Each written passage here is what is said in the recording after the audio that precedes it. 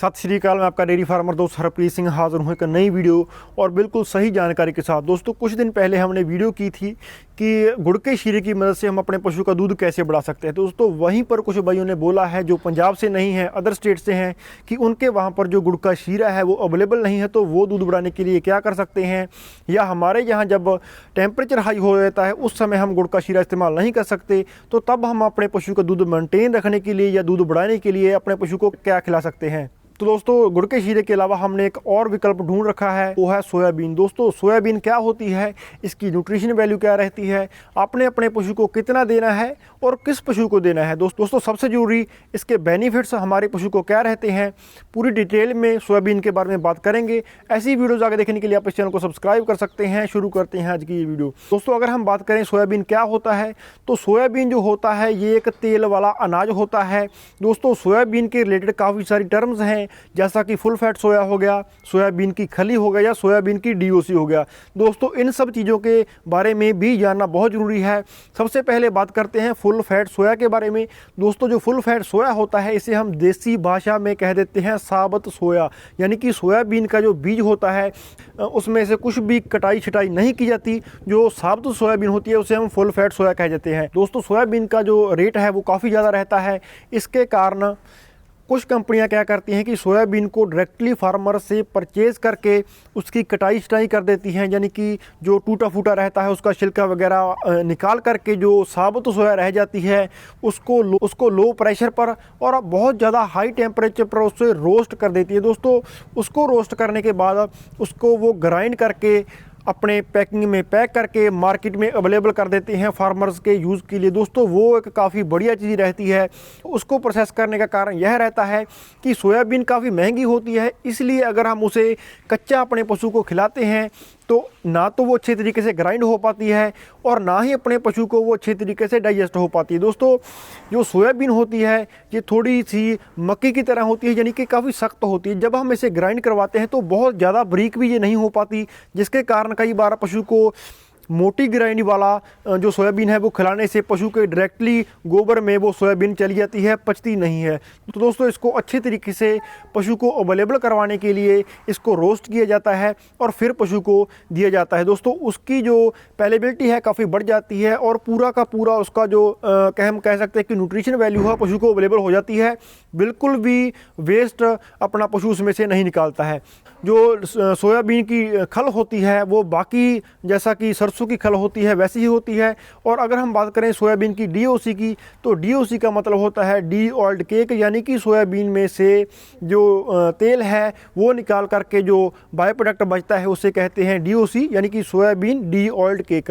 तो दोस्तों अगर हम बात करें सोयाबीन की कॉम्पोजिशन की, सोयाबीन की न्यूट्रिशन वैल्यू की, तो सोयाबीन में तकरीबन 35% प्रोटीन होता है। इसमें 35% ही कार्बोहाइड्रेट्स होते हैं। इन 35% कार्बोहाइड्रेट्स में आगे 17% फाइबर्स होते हैं। दोस्तों फाइबर्स की इतनी ज़्यादा मात्रा होने के कारण अपने पशु के ये दूध को भी इफेक्ट करता है, पशु की हेल्थ और वेल्थ को भी ये इफ़ेक्ट करता है।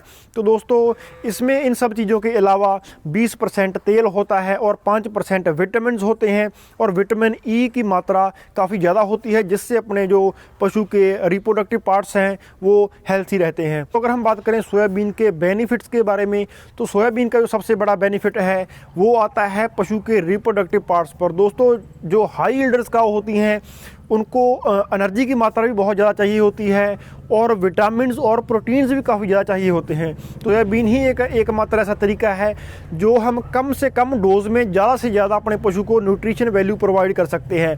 दोस्तों सोयाबीन का यूज़ हम हीफर्स के लिए भी करते हैं। जब अपनी बछड़ियाँ 10 से 15 महीने की हो जाती हैं तो तब वो अगर हीट में नहीं आती तो हम अपनी फीड में सोयाबीन एक बछड़ी को एक दिन की 200 ग्राम के आसपास अवेलेबल करवाना शुरू कर देते हैं। दोस्तों ये जो 200 ग्राम अपनी हीफर्स को फीडिंग देना है सोयाबीन का, ये दोस्तों बहुत बढ़िया काम करता है, बछड़ियों को पुबर्टी के लिए मैच्योर करता है।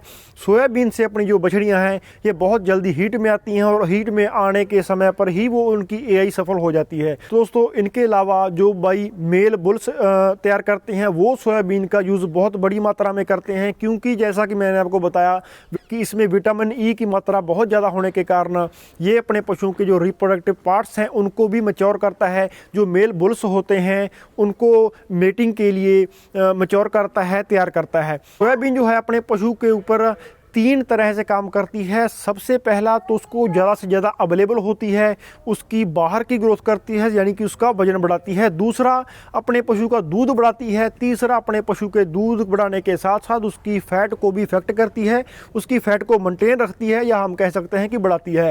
तो इसकी फीडिंग के कारण अपना जो पशु है वो दूध बढ़ता है, क्योंकि इसमें जो फाइबर्स होते हैं उसकी मात्रा काफ़ी ज़्यादा होती है और एनर्जी का ये मेन सोर्स होता है। दोस्तों जो सोयाबीन होती है इसमें काफ़ी ज़्यादा एनर्जी होती है। ये अपने पशु को जब एनर्जी प्रोवाइड करता है तो उसको डाइजेस्ट करने में भी एनर्जी वो यूज़ होती है और पशु को और ज़्यादा खाने में भी वो जो एनर्जी है वो यूज़ होती है। और इसके बाद अपना जो पशु के रूमन पर ये जो सोयाबीन है ये कोई भी इफेक्ट नहीं डालती, और बल्कि जब ये हम इसको रोस्टेड कर लेते हैं तो रोस्टेड करने के बाद इसकी जो बाईपास करने की क्षमता होती है पशु के रूमन को और बढ़ जाती है। और जैसा कि मैंने आपको कई बार पहले भी बताया है कि जब अपने पशु को कोई भी जो सप्लीमेंट है वो उसके रूमन को बाईपास करता है तो उसका अपने पशु को अवेलेबल होने के जो वैल्यू है वो बहुत ज़्यादा बढ़ जाती है, यानी कि वेस्ट उसमें से कुछ भी नहीं जाता है। अगर हम बात करें अपने इस सोयाबीन की डोज की, तो जो ज़्यादा दूध वाले पशु होते हैं यानी कि जो 40 किलो से ऊपर चलते हैं, हम उनकी 100 किलो फीड में 12 से 18 किलो तक ये जो सोयाबीन है उसे हम यूज़ कर लेते हैं। दोस्तों ज़्यादा ज़रूरत पड़ने पर हम सोयाबीन की DOC भी इससे ज़्यादा एक्स्ट्रा यूज़ करते हैं। तो दोस्तों ट्रांजैक्शन पीरियड के दौरान भी हम सोयाबीन अपने पशु को डाल सकते हैं। अगर आपका पशु थोड़ा ज़्यादा कमज़ोर है उसको ये न्यूट्रिशन वैल्यू भी प्रोवाइड करेगा, उसको ये हेल्थ भी उसकी इम्प्रूव होगी इससे, और जो उसके रिप्रोडक्टिव पार्ट्स हैं यानी कि उसको ब्याने में भी सहायता होगी। तो सोयाबीन का रेट काफ़ी ज़्यादा होने के कारण आपके मन में यह सवाल होगा कि इसको देने की प्रक्रिया क्या होनी चाहिए। तो दोस्तों सोयाबीन को अगर आप रोस्ट करके देते हैं तो उसमें आपका खर्चा कम हो जाता है, यानी कि अगर आप अपने पशु को रोस्ट करके सोयाबीन देते हैं तो तकरीबन 1 किलो रोस्टेड सोयाबीन 2.5 से 3 किलो कच्ची सोयाबीन के बराबर काम करती है। तो दोस्तों इस प्रकार से हम उसको कम से कम मात्रा में ज़्यादा से ज़्यादा अपने पशु को अवेलेबल करवा सकते हैं।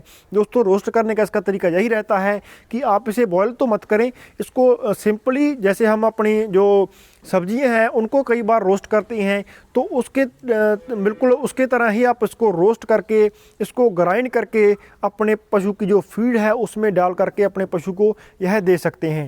अगर हम बात करें सोयाबीन के नेचर की, तो दोस्तों ना तो ये बहुत ज़्यादा गर्म होता है और ना ही ये बहुत ज़्यादा ठंडा होता है, यानी कि इसे आप किसी भी मौसम में अपने पशु को यूज़ कर सकते हैं। बस इसके साथ एक दिक्कत यही रहती है कि आपने जो फंगस वाला सोयाबीन होता है वो बिल्कुल नहीं लेना है। दोस्तों कई बार क्या होता है कि अपना जो सोयाबीन है वो अच्छी स्टोरेज ना होने के कारण उसमें फंगस वगैरह पैदा होने शुरू हो जाती है, जिससे वो पिलपिले हो जाते हैं और उगरना शुरू कर देते हैं। दोस्तों आपने इस बात का ध्यान रखना है कि आप अगर सोयाबीन परचेज़ कर रहे हैं तो उसमें फंगस बिल्कुल नहीं होने चाहिए। दोस्तों इस प्रकार से सोयाबीन को यूज़ करके आप अपने पशु का दूध और फैट दोनों बढ़ा सकते हैं। तो दोस्तों आज की इस वीडियो के बारे में आपका क्या कहना है कमेंट सेक्शन में जरूर लिखिएगा। मिलते हैं जल्दी ही नई वीडियो में। सत श्री अकाल।